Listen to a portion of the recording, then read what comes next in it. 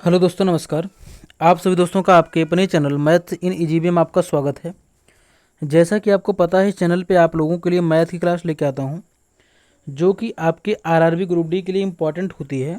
और इसमें आपकी क्लास अभी चल भी रही है। तो 2 दिन से कल मैं आपको थोड़ी सी स्ट्रेटजी बताया हुआ था कि आपको, जैसे कि कल से आपका 9 दिन शेष था, तो मैं उसी पे वीडियो बनाया हुआ था कि आपको लास्ट 9 दिन में क्या करना चाहिए। और आज मैं आप लोगों के लिए वो वीडियो लेके आया हूँ जिसमें कुछ सूत्र इसमें मैं आपको बताऊंगा, जिसमें आपके एग्ज़ाम में 100% उससे रिलेटेड क्वेश्चन आपके आते हैं। तो इसको वीडियो को आपको पूरा देखना है लास्ट तक। और अगर वीडियो अच्छी लगे तो लाइक कीजिएगा और चैनल को सब्सक्राइब कीजिएगा। और जो इस पर पुराने हैं वो लोग क्या करें, अपने जो उनके कांटेक्ट में हैं उनको भी शेयर करें, जिससे कि उनको भी हेल्प मिल सके। तो चलिए हम शुरू करते हैं, कि जिससे कि आप लोगों को ये चीज़ समझ में आ सके कि किस पे बेस आपके क्वेश्चंस मिल सकते हैं। तो पहले हम शुरू करते हैं ट्रिग्नोमेट्री से। किससे हम शुरू करेंगे? पहले हम शुरू करेंगे ट्रिग्नोमेट्री से, ठीक है। तो ट्रिग्नोमेट्री से क्या है, यहाँ पे पहली चीज़ मैं आपको बता दूं, जैसे कि आपको जो ट्रिग्नोमेट्रिकल वैल्यू होती है, जैसे कि आपको पता है कि हमारे पास 6 ट्रिग्नोमेट्रिकल रेशियो होते हैं: sine theta, cos theta, tan theta, cot theta, sine cos tan cot sec, sec theta और कॉसिक थीटा। ये हमारे पास होते हैं 6, ठीक है। अब जैसे कि आपको पता है कि अगर मान लो आपसे यहाँ पे साइन 30 की वैल्यू आपको अगर नहीं पता कि 1/2 होता है, तो आप क्वेश्चन सॉल्व नहीं कर पाएंगे। साइन 45 वैल्यू अगर आपको नहीं पता 1/√2 होती है, तो आप सॉल्व नहीं कर पाएंगे। टेन थर्टी की वैल्यू टेन थर्टी की वैल्यू अगर आपको नहीं पता 1/√3 होता, तो आप सॉल्व नहीं कर पाएंगे। इसी तरीके से आपको ट्रिग्नोमेट्रिकल वैल्यू आपको याद होना बहुत ज़रूरी है। और आपके जो एग्ज़ाम में जो क्वेश्चन इससे बनते हैं, वो केवल आपके 90 डिग्री तक ही क्वेश्चन पूछे जाते हैं। केवल 90 डिग्री तक। कहाँ तक? 90 डिग्री तक, ठीक है। अब इसके बाद कुछ इसके फार्मूले बनते हैं हमारे, वो क्या है उसको समझिए ध्यान से। जैसे कि एक फार्मूला हमारा होता है साइन स्क्वायर थीटा प्लस में cos square theta equal to 1। ये अब इससे हमारे देखिए फार्मूला पहला क्या बन जाएगा, इससे sine square theta equal to हो जाएगा 1 माइनस कॉस स्क्वायर थीटा, ये बन जाता है। और यहीं से हमारा बन जाता है cos square theta equal to 1 minus sine square theta, ठीक है। तो आपको ये फार्मूला, मतलब कि एक अगर आपको याद है, जैसे कि आपको ये फार्मूला मेन है आपका, अगर ये आपको याद है तो आप इन तीनों को आराम से वहाँ पे दिमाग में आप इसको ला सकते हैं, ठीक है। इस पे बेस भी आपके क्वेश्चन बनते हैं। अब ये तो हमारा ट्रिग्नोमेट्री का पहला वाला फार्मूला था। अब इसके बाद यहाँ पर एक होता है हमारा, ये तो साइन कॉस का था, एक होता हमारा सेक और टेन का, sec square theta minus tan square theta, इसकी वैल्यू इक्वल टू होती 1 के, ठीक। ये भी फार्मूला हमारा है। अब यहीं से हमारा फार्मूला एक बन जाता है सेक स्क्वायर थीटा, टेन जाके इधर प्लस करेगा, equal to 1 plus tan square theta, ठीक है। लेकिन जो हमारा टेन वाला फार्मूला बनता है, टेन स्क्वायर थीटा का जो फार्मूला आपका बनता है, वो आपका यहाँ से बन जाता है सेक स्क्वायर थीटा -1। यहाँ पे लोग गलतियाँ कर जाते हैं कभी कभी, इस सेक स्क्वायर थीटा -1 को 1 माइनस सेक स्क्वायर थीटा लगा देते हैं कहीं कहीं, तो ये गलती आपको नहीं करनी है, ठीक है। और इसी तरीके से आपका अगला फार्मूला यहाँ पे कॉसेक और कॉट में है, ये हमारा होता है कॉसेक स्क्वायर थीटा माइनस में cot square theta equal to 1। ये हमारा एक फार्मूला ये भी है। अब यहाँ से सेम उसी तरीके से ये हमारा cosec square theta equal to 1 plus cot square theta हमारा ये बन जाता है, ठीक है। ये चीज़, ये हमारा फार्मूला इसका भी है। अब यहाँ से एक कंडीशंस और हमारी बनती हैं, वो हमारा क्या है, ट्रिग्नोमेट्रिकल रेशियो। जैसे कि आपको पता है, ये चीज़ मैं आपको बता दूं कि यहाँ पे जो हमारा 90 डिग्री होता है, इसके सामने वाली साइड हमारी होती है हाइपोटेनस, ठीक है। और ये इन दोनों में किसी को हम परपेंडिकुलर मान लें, किसी को बेस मान लें। इसी को भी हम बेस मान सकते हैं, इसको भी हम बेस मान सकते हैं, यहाँ पे आराम से कर सकते हैं, कोई दिक्कत नहीं, ठीक है। इसलिए हमने लिख दिया कि चाहे परपेंडिकुलर बेस मान लो, चाहे जो मान लो, चाहे इसको परपेंडिकुलर बेस कुछ भी मान सकते हो, ठीक। अब यहाँ पे आता कैसे, समझिए ध्यान से। जैसे कि अगर हम साइन थीटा का पूछें, साइन थीटा बराबर होता है हमारा लंब बटे कर्ण। क्या होता है? लंब बटे कर्ण। ये आता कहाँ से? एक फार्मूला अगर आप नहीं पढ़े जान लीजिए, ये होता है लाल बटे कक्का। हम इसको पढ़ते हैं, क्या पढ़ते हैं? लाल बटे कक्का, ठीक है। तो साइन का हमारा क्या होता है, लंब बटे कर्ण, और कॉस का हमारा हो जाता है यहाँ पे ए के आधार बटे कर्ण, इसको हम पढ़ते हैं। और इसके बाद tan का हमारा हो जाता है, tan का हमारा हो जाता है L/A, यानी कि लंब बटे आधार, ये हो जाता है। अब इनके ठीक अपोजिट, इसका ठीक अपोजिट हमारा, आप समझिएगा ध्यान से, ठीक अपोजिट मतलब क्या है, साइन का अपोजिट हो जाता है कॉसिक, साइन का अपोजिट कॉसिक हो जाता है, और कॉस के अपोजिट सेक हो जाता है। यानी कि अगर साइन का लंब बटे कर्ण है तो कॉसिक का कर्ण बटे लंब हो जाएगा, कॉस का अगर आधार बटे कर्ण है तो सेक का कर्ण बटे आधार हो जाएगा। इसी तरीके से tan का अगर लंब बटे आधार है तो कॉट का हमारा यहाँ पे आधार बटे लंब हो जाएगा। ठीक, तो यहाँ पर हमें मेनली, अगर आप तीन भी आपको याद हैं, ये तीन अगर आपको याद हैं तो यहीं से आपका काम हो जाएगा, क्योंकि हम ज़्यादातर यूज यही कर लेते हैं, यही कर। जैसे मान लीजिए हमें अगर कॉस्ट की वैल्यू नहीं पता, जैसे कॉसिक की नहीं पता है, तो अगर हमें अगर हमें साइन की पता है तो हम कॉसिक आराम से कर लेंगे। तो मेनली हम तीन ही याद करते हैं, बाकी तीन हमारा इसी से रिलेटेड काम हो जाता है। ये हमारे इसके फार्मूले थे, ये फार्मूले आपको अक्सर इस पे बेस आपको क्वेश्चन देखने को मिलेंगे। और यहाँ पर एक कुछ फार्मूले और हैं, जैसे कि हमारा tan थीटा हमारा साइन कॉस के टर्म में बनाता है साइन थीटा अपॉन में कॉस थीटा, ये बनाता है, ये भी फार्मूला ही है आपका। इसके बाद कॉट थीटा इसी का जस्ट अपोजिट हो जाता है, ये cos theta upon sine theta बना लेता है, ये फार्मूला हमारा हो जाता है। ठीक है, तो ये सब हमारे फार्मूले हैं। अब इसी तरीके से हम आपको आगे फार्मूले बताते चलेंगे कि जो आपके एग्जाम पॉइंट ऑफ व्यू से मोस्ट इंपॉर्टेंट हैं, और इस पे बेस आपके क्वेश्चन देखने को मिलेंगे। अब चलते हैं हम अलजेब्रा की तरफ। अलजेब्रा में आपका क्या होता है, a प्लस बी, सॉरी यहाँ पर इस पे बेस हमारे क्वेश्चन बनते हैं कि a प्लस बी प्लस सी का होल स्क्वायर। तो इसका फार्मूला हमारा क्या होता है, ये होता है a square plus B square plus C square plus में 2 और ब्रैकेट में A B plus B C और प्लस ए सी। ए भी हमारा फार्मूला होता है, क्या है हमारा, ए भी हमारा फार्मूला है। ठीक, अब इसी तरीके से अगर मान लीजिए यहाँ पे हमारा माइनस लग गया, यहाँ पे मान लीजिए हमारा माइनस लग गया, ठीक है, तो ये तो हमारा सेम एज इट इज़ चलेगा, ये हमारा सेम चलेगा एज इट इज़।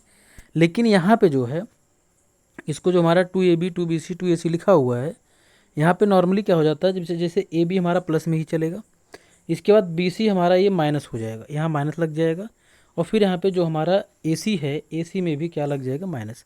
बस इसमें थोड़ी सी चेंजिंग हो जाती है जब साइन हमारा यहाँ पे बदल जाता है, जैसे ए प्लस बी माइनस सी के फॉर्म में जब आ जाता है तो यहाँ पे थोड़ा सा चेंज हो जाता है।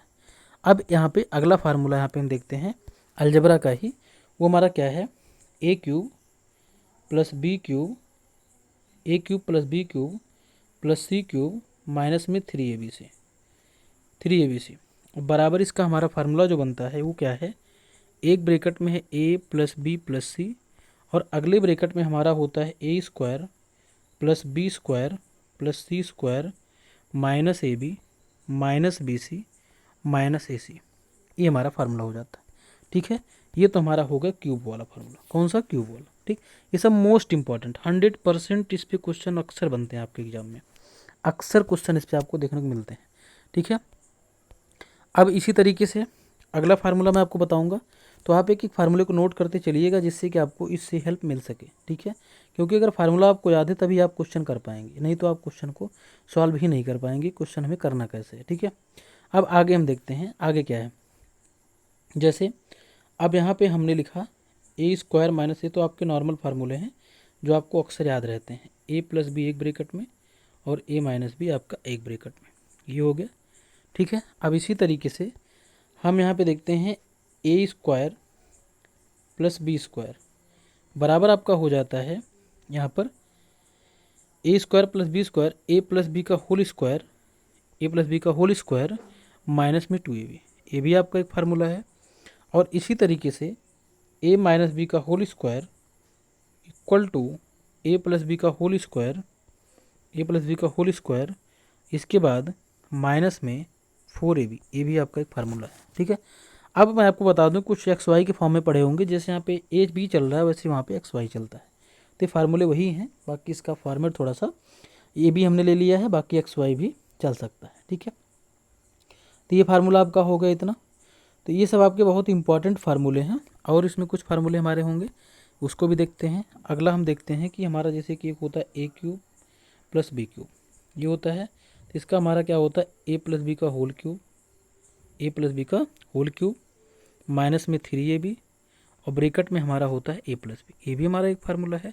अब इसी को हम दूसरे फॉर्म में भी कुछ लोग याद करते हैं कि ए प्लस बी का होल क्यूब, ए प्लस बी का होल क्यूब माइनस 3a² और माइनस में 3ab², ये भी किस फॉर्म में याद करते हैं, तो इसका ये मल्टीप्लाई हो जाता है, तो यहाँ पे इसका फार्म यहाँ पे बन जाता है। ठीक है, अब इसी का अगर हम यहाँ पे ऐसे लिख दें a³ माइनस b³, यहाँ जहाँ माइनस लग जाएगा जब, तो ये बन जाएगा हमारा a माइनस बी का whole cube, a minus B का होल क्यूब प्लस 3ab और ब्रैकेट में हमारे पास हो जाएगा a माइनस बी, ये बन जाएगा। ठीक है, तो इस तरीके से हमारा ये फार्मूला हो गया। अब यहाँ पर कुछ हमारी पावर के फार्मूले होते हैं। कौन से पावर के, उसको भी मैं आपको बता दूं। जैसे a की पावर m इंटू ए की पावर n बराबर a की पावर m प्लस n। मतलब ये क्या है, जब हमारे बेस सेम होते हैं, जैसे जब बेस हमारा सेम होगा तो पावर हमारी जुड़ जाती है। अब इसी तरीके से a की पावर m डिवाइड a की पावर n, तो इसका मतलब क्या है कि इनकी पावर माइनस हो जाएगी, क्योंकि जब बेस सेम होता है तो जब डिवाइड होता है तो यहाँ पे पावर माइनस हो जाती है। ठीक है, अब इसी तरीके से a की पावर m होल की पावर n, तो इसका मतलब क्या है कि इसमें क्या होगा, पावर गुणा हो जाएगा, पावर का गुणा, तो a की पावर m गुणे n, am n हो जाएगा, क्या हो जाएगा, mn। तो ये सारे हमारे फार्मूले हो गए यहाँ तक। अब हम चलते हैं आगे। फार्मूला हमारा जो है एडवांस का होता है, यानी कि जैसे 2D 3D का, 2D और 3D का। तो हम शुरू करेंगे वॉल्यूम से। कहाँ शुरू करेंगे, वॉल्यूम से। तो हम वॉल्यूम से शुरू करते हैं। वॉल्यूम से पहले हम उठाते हैं यहाँ पे सिलेंडर का, यानी कि सिलेंडर का मतलब यहाँ पे कि जिसे हम कहते हैं बेलन। क्या कहते हैं, बेलन। ठीक है, तो बेलन का हम यहाँ पे पहले आयतन देखते हैं। बेलन के आयतन का फार्मूला हमारा होता है यहाँ पे, बेलन का आयतन का फार्मूला हमारा होता है πr²h। क्या होता है, πr²h। और यहाँ पर जो पाई होता है हमारा पाई, इसकी वैल्यू आपको कहीं कहीं 22/7 लेनी पड़ती है और कहीं पे 3.14 लेनी पड़ती है। तो डिपेंड करता है कि वहाँ पे किस तरीके से बोला हुआ है। ठीक है, अगर कुछ नहीं बोला तो आप आराम से चाहे इसको यूज कर सकते हैं, चाहे इसको, इनमें से कोई भी आप यूज कर सकते हैं। ठीक है, अब इसके बाद बेलन का वक्र पृष्ठ जो होता है हमारा, वक्र पृष्ठ, वक्र पृष्ठ जो होता है ये होता है 2πrh, 2πrh। और जो संपूर्ण पृष्ठ होता है, संपूर्ण पृष्ठ, संपूर्ण पृष्ठ हमारा जो होता है ये होता है 2πr, 2πr और ब्रैकेट में होता है h plus R, h plus R. ठीक है, अब इसमें क्वेश्चन जैसे पूछेगा, सीधा पूछेगा, आपको ऊंचाई दे देगा और त्रिज्या दे देगा। तो आयतन आपको मान लो पूछ लिया, तो अगर आपको ये फार्मूला नहीं पता है तो आप नहीं कर पाएंगे, इसलिए फार्मूला याद होना बहुत ज़रूरी है। ये तुम्हारा हो गया किसका, बेलन का। ठीक है, अब इसमें थोड़ा समझा दूँ कि बेलन की क्या क्या कंडीशंस कहाँ कहाँ होती है, समझिएगा ध्यान से। जैसे ये मान लीजिए हमारा बेलन है, ये हमारा क्या है, बेलन है। ठीक, अब बेलन में हम देखते हैं कि हमारी दो त्रिज्याएँ होती हैं। ठीक है, क्या होती हैं, दो त्रिज्याएँ। अब ये हमारी जो होती है ये होती है ऊंचाई, ये ऊंचाई होती है, और ये हमारी होती है त्रिज्या। ठीक है, तो यहाँ पर जब, अब यहाँ पे देखिए दो वृत्त होता है, दो वृत्त, एक वृत्त ऊपर एक नीचे, ये हमारा होता है। ठीक है, अब इसके बाद हम चलते हैं शंकु पे। कहाँ पे चलते हैं, शंकु पे। तो पहले हम शंकु का फिगर बना देते हैं। ये शंकु है और इसमें क्या क्या है इसको बता देते हैं। ये हमारा होता है, ये हमारी है त्रिज्या और ये हमारी है तिरछी ऊंचाई, इसे कहते हैं एल, स्लैंट हाइट, और ये हमारी है हाइट। ठीक है, एच, इसको हम एच से दिखाते हैं। अब इसका जो हमारा शंकु का आयतन होता है, इसका हमारा आयतन जो होता है, आयतन ये होता है 1/3 πr²h, πr²h। ठीक है, और इसका जो वक्र पृष्ठ होता है, वक्र पृष्ठ ये होता है πrl। अभी हमने आपको बता दिया कि r और l इसमें है क्या, r हमारी तिरछी ऊंचाई, सॉरी l तिरछी ऊंचाई है, r त्रिज्या है। और संपूर्ण पृष्ठीय क्षेत्रफल जो होता है, संपूर्ण पृष्ठीय क्षेत्रफल जो होता है ये होता है πr और ब्रैकेट में हमारा होता है l plus R, πr bracket में l प्लस आर, ये हो गया। अब इसके बाद हम चलते हैं हम किस पे, अब गोले पे, जो मतलब कि बहुत इंपॉर्टेंट है। गोले पे चलते हैं। तो गोले का क्या हो जाएगा, गोले का आयतन होता है हमारा 4/3 πr³। ये हमारा गोले का आयतन होता है। और गोले का पृष्ठीय क्षेत्रफल जो होता है, पृष्ठीय क्षेत्रफल जो होता है ये होता है 4πr², 4πr², ये हमारा होता है इसका पृष्ठीय क्षेत्रफल। ठीक है, तो इतने फार्मूले हमारे हो गए इसके। और कल से आपकी क्लास फिर से आपको मिलेगी, क्योंकि जैसा कि आपको पता है कि आपका एग्ज़ाम 3 अगस्त से है। कितने से, 3 अगस्त से आपके एग्ज़ाम हैं। तो जिनका 3 अगस्त एग्ज़ाम है उनका सिटी भी जो है शो करना शुरू हो गया है। तो आप लोगों को आज, इसमें आपकी 25 तारीख हो गई है, 25, 5, 30, 1, 31, 6 दिन इधर है, 2 दिन उधर है, 8 दिन आपके पास हैं। तो 8 दिन में मेरा कोशिश रहेगा कि जैसे कि जो क्वेश्चन बचे हुए हैं वो सारे आपके कवर हो जाएंगे। बाकी जो वीडियो गई हैं आप लोग जा कर के उसको पूरा ज़रूर देखिए। इसी चैनल पे आपको पड़ी हैं सारी वीडियो आपके मैथ्स इन इजी वे पे, तो आप लोग उसको पूरा देखिए जिससे कि आपको एग्जाम में हेल्प मिल सके। तो आज के लिए इतना ही, बाकी मिलते हैं कल नेक्स्ट वीडियो के साथ। नमस्कार।